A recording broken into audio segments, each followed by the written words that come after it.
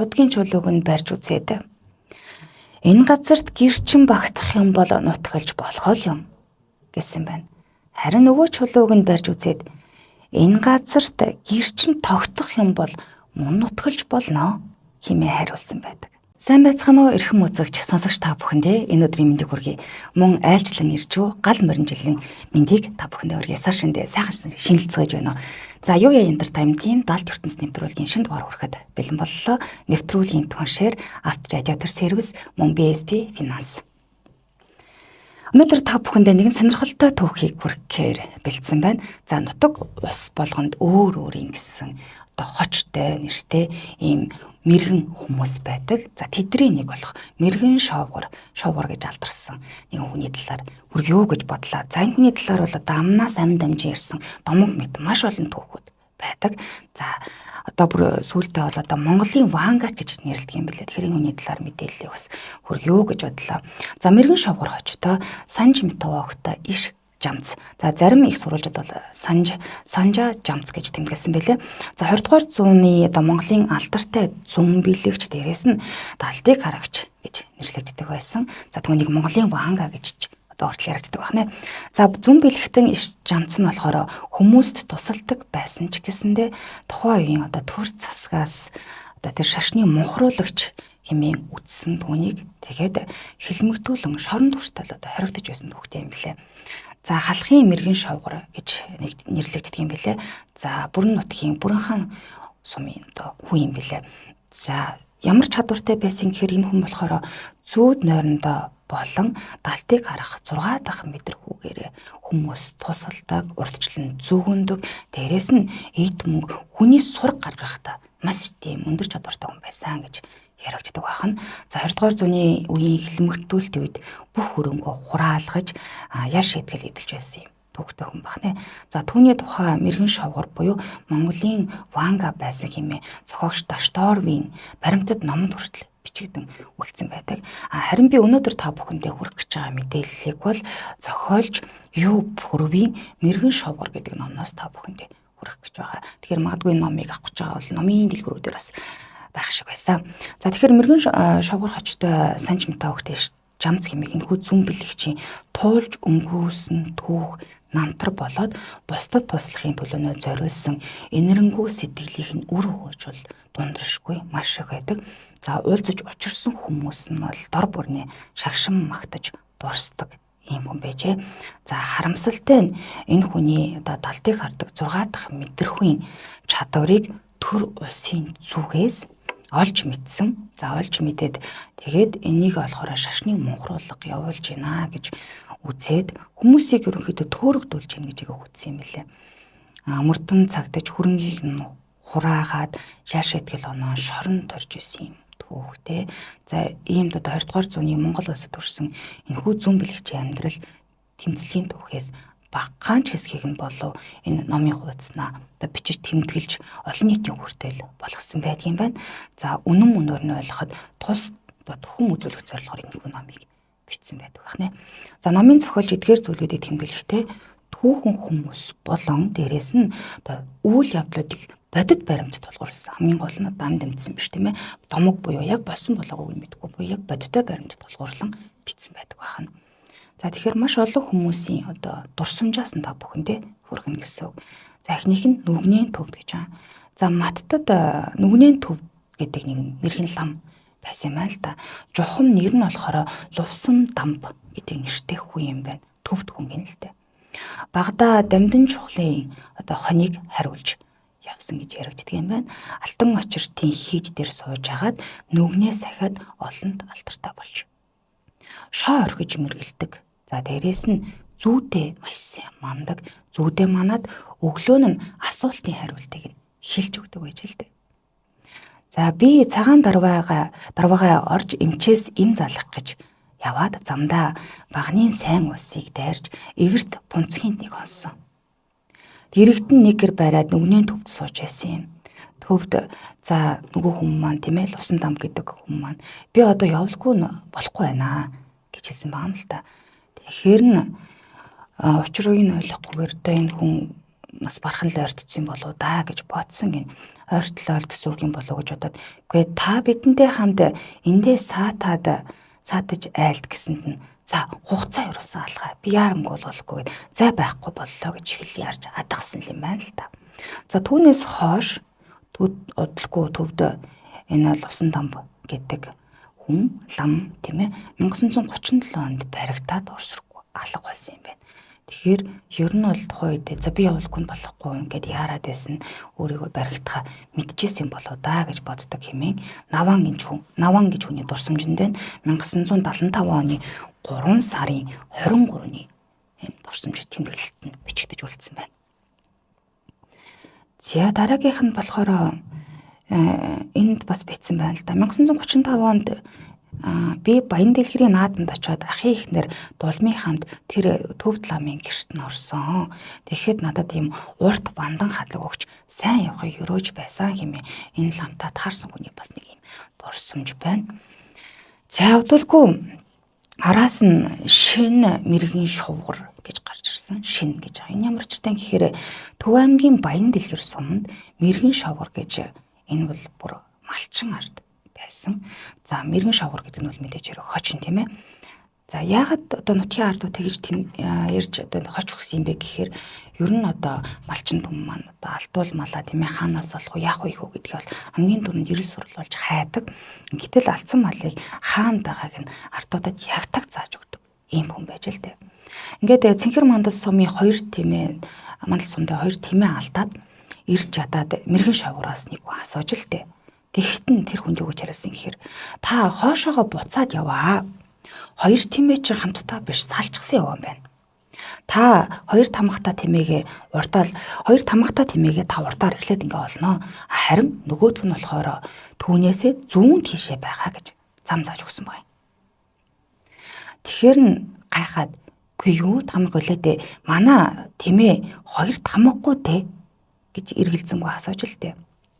Тэгтэн нөгөө мэрэгэн шавхар хариуд нь юу гэсэн юм бэхээр тэгвэл химитүү намайг харахад 2 тамхтай юм байна да гэж хариулсан байгаа юм. За тэгээд хэлсэн ярьснаар нь ирсэн замаараа буцаад явж байгаад нэг тэмээгээ олж л дээ. Харсан чинь нэг тэмээгээ олохдоо 2 тамга гэдээс нэлээ хайж үтсэн байгаа. Нэрэл 2 тамгатай байж. Түүнийг эзэн нь мдээгүй буюу тэмээгээ 2 тамгатайхыг мдээгүй байхад мэрэгэн шавхар шууд мэдсэн байгаа юм. За удалгүй нөгөө тэмээгээ ч гэсэн мэрэгэн шавхарын заасан газараас нь ягтаг олж исэн байдаг байна. За тэгтэл удалгүй мэрэгэн шавхар хинтийн мөрөн суманд нутгалж байж л те. Түүнийг Баян дэлгэрт байхад нь Төв аймгийн төвөөс байн дуудаж аваачиж мэргэллээ гэж нэлээд загнадаг байж л те. Тэгэхээр нь хинтийн төвд ингээд байхад нь бас л аваач загнаж айлгас сүрдүүлсээр байсан юм байна. Тэгээд байцаагт нь байцаал давхтаа асуудаг байж л дээ. Түүний хилдэг үг нь юу байсан гэхээр чи яагаад ингээд ард олныг мунхруулад байгаа юм бэ? Өргөл барьц аваад байгаа юм биш үү? Мунхруулж ин гэхээр өөдөөс нь байцаалтанд хариулдаг үг нь би барьц харамж авдаггүй. Би зүгээр л тааж хилдэг хүн. Ардууд намайг зөв таалаа л гэж алдсан малын тэрэ асууж л байдгийг. Үгүй би таагаад л хэлчихдэг. Ийм л учиртай гэж хариулсан байдаг юм байна. Тэгэхээр бас хариулт нь ийм болохоор таалаа яг би мэддэг гэж хэлээгүй тааж ин гэж байгаа үнийгдээ бариад орчих чаашаа юм тийм ээ ийм байсан маа. За тэгээд энэ мэрэгэн шавхар гэдэг хүн бол хизэнээс ингээд талтыг мэдэрдэг болсон юм бэхээр 8 настайгаас анх мэддэг болсон юм байна л та. За энэ бол Халзангийн Дамдан гэж хүний 1975 оны 3 сарын 24-ний тэмдэглэлд бичсэн байт юм байна. За одоо бол сүүлд бол одоо Хинтийн аймгийн Мөрөн сумын төв дээр байсан. Тэгээд өөрийг нь бол мэрэгэн шавхар гэж хааж жамц гэдгээсэн тийм ээ. Гэргийн нэр нь болохоор Хэрэм журам гэдэг нэртэй юм байлээ. Харин хүүхдийн нэр нь Идэрч ав гэдэг ийм нэртэй хүмүүс амьдран сууж байдаг байсан бах нэ. За нэвтрүүлгийн хамтран хэлэгчид танилцуулаад үргэлжлүүлэн та бүхэндээ мэрэгэн шавхарын битүүхээр морь төрүүлэхийг тааж мэдсэн талаар нь хүргэе. Нэвтрүүлгийн хамтран ажиллагчаар BSB Finance. За BSB Finance буюу та аппликейшн гаргуулсандаа татаж суулгаад за аппликейшн дээр юу байгаа бэ гэхээр одоо BSB-тэй холбоотой бүхэл зүйл байгаа. Дээрээс нь та салбар дээр өөрийн биеэрээ заавал очиод ах шаардлагагүйгээр зээлээ судлуулж болох юм. За ингээд зээлээ судлуулад өөрт хэрэгтэй байгаа зүйлээ та 4-өөс 8% авах боломжтой байдаг. Тэгээ 8 гэдэг чинь маш өндөр сонголтоо. Зарим газар бол 6% авах гэдэг бол нэг 8% сонголттой байдаг. За маш олон төрлийн бараа бүтээгдэхүүн байдаг учраас та энэхүү аппликейшнийг гар утсандаа татасуулгаад өөрт хэрэгцээтэй бараа бүтээгдэхүүний салбар дээр нь очролгүйгээр зээлээ судлуулад авах бүрэн боломжтой шүү. Баярлалаа. Нэвтрүүлгийн хамтран ашиглачаар BSB Finance байлаа. Цангаа үргэлжлүүлэн та бүхэндээ битүү хээрмэр төрүүлэхийг яаж тааж мэдсэн талаар нь хүргэе. 1968 оны 100 Хинтээ аймгийн Мөрөн сумын наадмын их насны морь мордуулж хаад морд босооч нар нь болохоор Эрдэнэ толгой дээр сууцхан төрүүн морийг таан ярьцгааж байж л дээ. За ер нь л бол таадаг тийм ээ. Ялангуяа дуяач нар бол за тэр ээж магадгүй дээ гэж битүүхэн тааж ярьдаг. За энэ үед олонний шүтэн мэрэгэн шовгор иш чамцгүй шогшоор тэр хүмүүс тэр хүрээд ирж л дээ. Гэтэл тэдэн дунд байсан сумын за тухайн үед нэг намын дарга байсан жагаан гончигч аав мэрэгэн шовгорыг олон уяачдын дунд сорж баалгах санаа гаргаж л дээ. За энэ хүн яг үнэхээр юм мэддэг юм уу? Хэр мэддэг юм? Хэр таадаг юм үзэл та гэж бодож л дээ. Тэгээд асууж л. За иш жамцаа. Чи ямар морь төрүүлэхийг нь хэлчих гэсэн ба. Гэхдээ мэрэгэн шавгар мориноосоо буулгүй өнөөдөр их нэртэй айлын албаны тамхтай бараан цусны уралдаж байгаагүй битүү морь их хол төрүүлэндэ гэж хэлчихэд үг зөрөөгүй дахиад явчихж л дээ. Тэгээд олон чим хэлэлгүй яваад өгөхгүй намын дарга гончигчаа. Хөөе энэ ч та мөн сайхан худлаа авч байна да гэж худалч гэдгийг гайхаж байж. Яасан худалч юм бэ гэдэг. Удалгүй чимэрд гараад ирч. Бараа морь хол тасарсаар гараад ирчин гэж шүү. Бүр нэлийн хол тасарчаж. Тэгээд хараад л байж унсан хүүхэд нь болохоор гандима амийг нь татаж дийлэхгүй явсараа байгаад төрөөс нь нэгдлийн адуучин чойжлын хээрмэр байж таарв. Их насны морины төрөөг мэрэгэн шавгар ихэлсэнтэй яг таарж олон түмнийг гайхшруулсан баг юм. Үүнд нэртэй айлын гэдг нь мөрөнгийн оч нэгтэлд 5,000 хонь 1000 адуу өгч орсон их нэртэй нутгийн толгой баян самдан пунцаг нэгдэлд бага наснд нь өгсөн үрээ байж л дээ. Энэ нь таарч л дээ. За харин нөгөө албаны тамхтай гэдэг байгаа нь юу хэлээд байгаа юм бэ гэдэг нь хүнхрээндээ нэгдлийн 6 гэсэн том ийм тамхтай байж л дээ. Тэгэхээр аргагүй байна. За бараан цусны уралдаж байгаагүй битүү морь гэдэг нь хээр зүстэй урд нь октоосоо уйж байгаагүй зэрэг нь яг таарч хол төрүүлэхийг нь зүрхгүй хэлсэн байгаа юм. Хэр морийг чойжл нэгдлийн адуун дотроос морь ургалдаг сайн морь байсныг уналж эдэлж мэддэг болсон юм байна л да. Ингээд цагаан сарын дараа хаврын уралдаанд мүлзэн ламсуран охин чанцлаараа хонгор азаргаа унуулад нэгдлийн хээр мороор тавьж өгсөн байна. Хонгор азрах төрүүлэхэд хээр морь эргүүлж өгөөд хонгор азрахтайгаа хамт ирж л дээ. Хээр морьч сайн харуулсан хэрэг. Адуучин чойжл тэр хавар нь Перлама өвгнийг мал туухад нь хээр морийг ноормонд нь нэгтлээс аваад орных нь морийг өвгөнд өгөөд авчихсан юм байна л да. Ийхүү мэрэгэн шавгарын хэлсэн нь зуруугүй таарсан нь олон түмнийг алмаар болсон гэдэг. Чойжл хойтон жилэн сумандаа хээр морио 4-т оруулаад тэрний дараа жил нь бас 5-т оруулаад нарийн дулаад хив төлчихж гин. Тэгээд л наатан мөнгөрч. Ингээ чойжлын нагад цаах самдан пунцгийн төрсөн дуулам сэрдам гээд хонь харуулдаг өвгөн тэр намар 9 сарын ихээр адууга хашаанд байхад нь ирээд хэлсэн байгаа юм л та. Юу гэж хэлсэн хэр үгүй цоожлоо чи хээр морио бариад ав гэж хэлээд хээр морийг нь уунаад явж. Чойжл ахаасаа айгаад бол битгий уун гэж юусоо хэлж чадаагүй юм байна л да. Тэгэхээр н ах хээр морийг минь унаа тавьдаггүй. Хээр морь минь үхлээ гэдэл талд яриад яваад байж. Яг өөрөө нүрэн дээр нь хэлж чадахгүй байж л дээ. Тэгээд хээр морийг сольж сэлгэлгүй 11 сар гартал хонин дээр бараг л 3 сар унчихсан байгаа юм. Ингээд хойдон жил нь улсын 50 жилийн ойгоор 1971 онд Хинтээ аймгийн наадамд төрүүлж уяаж чойжол бас л дахин баярын магнаа тийнээсэн байдаг. Чойжол тэр хээр морийг эхэлж суманд нэг төрүүлгээд дахиж төрүүлгэж чадахгүй байсан нь эдлэгийг дутаагаад тарагдуулаад нарийдуулж унгаж байхыг нь сэр дамбуугүй мэдээд хонин дээр 3 сар унсаар унаар нь одоо хангагдаж аймаг төрүүлсэн нь учиртай хаан дээ. Актер байгаа шүү тийм ээ. Малч ухаан гэж. Адууг эдлэх, эр суулгах гэдэг зөвхөн Монгол адуу, Монгол уяачтад байдаг ийм мундаг эрдэм байх нэ. За энэ санжаад орж ин бичснээр энэ хүү түүхийг та бүхэндээ хүргэлээ. За урагшлуулсан дараагийнх нь түүх нь шууданд мөргсний учир хэмээн бас нэг актер түүх байгаа. Энэ түүхийг хүргэчээд хүрхээс өмнө нэвтрүүлгийн хамтрагч шиг танилцуулъя. За нэвтрүүлгийн түншээр Авто радиатор сервис. За радиатор сервисийн хувьд бол одоо хоёр салбартай байгаа. Дээрх дээр нэг байгаа, 22-ын товчон дээр нэг байгаа. За дээрх дээр бол маш ойрхон сансрын одоо сансраас 100 айлын тийшээ сансраас уруудаад дээрх рүү харагдаж байгаа. За тэнд нь бол их хөвчлэн радиатор засвар худалдаа үйлчлэгээний явагддаг. Харин 22-ын товчон дээр бол хөвчлэн том машинууд байдаг. Эдний хамгийн том давуу тал нь юу гэхээр одоо ингээд 24 жил болж байгаа 3 үе тамансан ноу хавгаа эзэмшсэн бүр гарт нь орно гэж ярьдаг та. Гарт нь орчихсон. За тэгээд олдохгүй байгаа машины радиатор тийм ээ бүр ингээд хайгаад одоо Монголд их зөөн догоор орж ирсэн ховор тооцогдох радиаторыг үл эднэрх өөснөө хийж гагнаж ингэж өгдөг. Тэгэхээр өстө насны юм хийж өгдөг юм бэлээ. Тэгэхээр очиод бас нэг үйлчлүүлээрээ за тэгээд салон задлахгүйгээр радиаторын пар, салон гэх юм одоо парын солих гэх мэтчил, шүүр солих гэх мэтчил маш олон үйлчлэгээ үзүүлдэг учраас очиад үйлчлүүлээрээ. Баярлалаа нэвтрүүлгийн хамтран ажиллагчаар Авто радиатор сервис байлаа.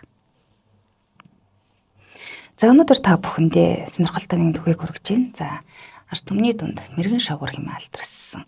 Хүний одоо ам дамжсан түүхүүдийг буюу түнтэй уулзч учирч явсан хүмүүсийн бодит түүхүүдээс нь хүргэж байгаа юм. За дараагийнх нь түүх нь болохоор шууданд мөргсний учраа гэж. За энэ бас их сонирхолтой. Гандан тэгшлэг хийдийн ламран татсангийн хамба баян цагаан гой эцэг нь мөн энэ хийдийн лам мянгатын сандаг гэж маш алдартай хүн байж л дээ. Ховд аймгийн мянгат сумын хүн юм байна. За сандаг гой бурхны шашны мэдлэг боловсрал сайтай хүн байсан. За тэгээд их эрдэмтэн зэндийн дамдан сүрэнгуйтай танил байсан маам л да. За дээрэс нь дамдан сүрэнгуйгаас ганжуурын судрыг ботоор нь хэсэглэн авч уншдаг байж. Тухайн үед дамдан сүрэнгуй Чингэлтэй хавьд амьдардаг байсан бол сандаггой тэднийхээс ганжуурын судар авч явахдаа шууданд хийгээд авч өгдөг гэж хэлдэг. Бүр ингэ шууд алж авч өгдөг байсан маа. Яагаад гэхээр цаг төр тухайн үед тийм ээ цаг төр хэцүү бурхан шашинд хатуу ханддаг байсан учраас аль болохоор нууж хааж авч яваан л тэр юм байна л да. Нэг удаа ээлжид унших номоо аваад автобусны буудлын дээр зогсож байсан юм байна л да. Нөгөөдхөө одоо нууж хаагаал авч явж байгаа нэг хэлбэр л дээ. Ингээ зогсож байсан чинь нэг жижигхэн намхан бор өвгөнд хүнийг зориод ирсэн ба. Тэгээ хажуу талаас нь эренгүүтээ юу хүчээсэн гэхээр энэ хүний шууданаас нь адис авъя гэдэл учир зүггүй нөгөө шууданд нь мөргөж эхэлж гинэлтэй. Тэгэхээр н сандаггүй бүр гайхсан ба. Гайхахаар барахгүй айсан чиг бас одоо нэлээд л болсон. Ягаад тэгэхээр юу ч юм бэлээ гэж бодсон маам л та. За тэгээд асуусан. Үгүй та ч одоо хийсэн байлээ. Таны нэр хэм бэлээ гэж асуухт нь нөгөө хүн намайг Хинтийн мэрэгэн шавгуур гэдэг хүн байгаамаа гэж хэлсэн маа. Яагаад тэр шууданд мөргөөд исэн гэхээр энэ хүн маань далдыг хардаг чадвараараа тийм ээ. Тэр шуудан дотор нь бурхны ном байгааг мэдээд мөргөсөн нь тэр байж. Мэрэгэн шавгуур гэдэг хүний уг нэрийг бид нэрсэн тийм ээ. Жанц гэдэг хүн байсан. Эхнэр нь бол их сонирхолтой нэртэй буюу одоо хэрмэл журам гэдэг юм байна. Хүү нь болохоор эдэр гэж бас тэмдэглэгдсэн маа. Тэгэхээр зарим их сурвалж дээр нэрнүүд нь өөр тэмдэглэгдэж үлдсэн байдаг юм билээ. Тэгэхээр магадгүй энэ хүний талаар та мэддэг бол бидэнтэй бас хуваалцаарай. За тэгээд сүүлд бол Улаанбаатар хотод ирж байгаад юу яасан бэлээ Чингэлтэй хавьд амьдардаг болсон гэж дурддагжилээ. За яг энэ түүхийг бол Монголын бурхан шашны аман түүх 2 гэдэг номноос та бүхэнд хүргэлээ. За энэ хүний талаар бол маш олон одоо ном их сурвалжууд дээр хэсэгчлэн гэж тэмдэглэсэн байсныг нь сонирхолтой болов уу гэдэг үднээс хэсэгчлэн та бүхэнд одоо ингээ хүргэж байгаа. За дараагийнх нь нэг богинохон юм түүх байгаа юм л та. За дурсамж яриа гэдэг юм уу комент хэсгүүдэд ч гэсэн маш их бичсэн байсныг сонирхолтой гэсэн тийм төвж авсан. За Тушаатхан аймгийн Мишиг гүний хошуунд мэргэн шавгуур гэдэг мэргэн хүн байсан гэдэг. За ардын засгийн эхний үед их хүрээнээс 2 лам мэргэн шавгуурыг за үнэхээр мэддэг юм уу үгүй юм уу гэдгийг нь шалгаж үзэхээр очиж гин л дээ. Тухайн үед үйл цаг байж гин. Хоёулаа л их таарч явж гин. Нэг нь за шалгаж магтлах маанч хайггүй. Хамар тулсан тостой сүйтэй цаа ууж нэг сайхан дулаацах юмсан гэж өглөөд явж. Харин нөгөөх нь болохоор юу гэсэн гэхээр үгүй залуу сайхан их нэртэй юм гэдэг түүний хэлнийг харчих юмсан гэдэл хоорондоо ярилцаад яваад ижил дээ. Тэгээд мэргэн шавгуур энд ч орж гин. Ороод минь тусаа мэдлцэж гинэ. Нутаг усыг нь асуусны дараа мэргэн шавгуур тэр хоёрт хэлж л дээ. За тостой цай уух гэсэн та энэ зүүн гэрт ор. Харин их нэрийг маань үүсэх гэсэн нь жаахан хүлээчих. Их удалгүй хүрээд ирнэ гэж хэлсэн байгаа юм. Нөгөө 2 лам шалгахаа болоод их биширж шав орсон гэж яригддаг юм байна. Бас тэр нутгийн нэг хүн мэргэн шавхрыг шалгах гэж гудгийн ёроолоос нэг чулуу, уулын ориглоос нэг чулуу аваад мэргэн шавхранд очиж асууя гэж бодчихлээ. Тэгээд асууч гин гэрт нь очиод. За таныг их мэргэнд хүргэн л хүн гэх юм.